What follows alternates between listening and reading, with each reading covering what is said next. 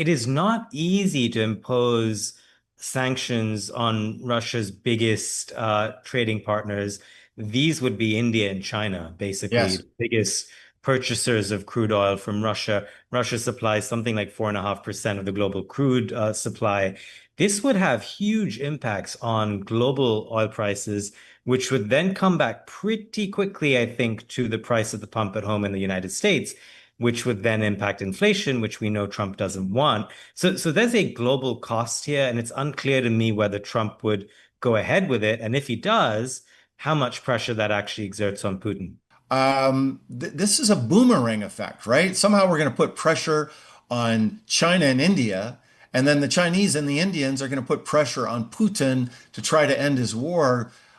That I'm skeptical that that's going to work because for Putin, and I think we've misunderstood this for a long, long time. This is not about transactions for Putin. This is an ideological crusade that he has, that he wants to unite the Slavic nation, and he wants to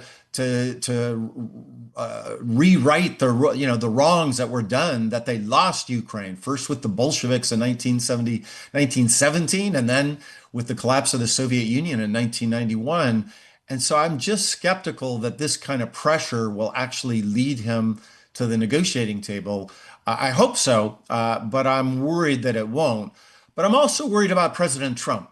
And I think making threats and not carrying through with them is one of the biggest mistakes you can make in diplomacy.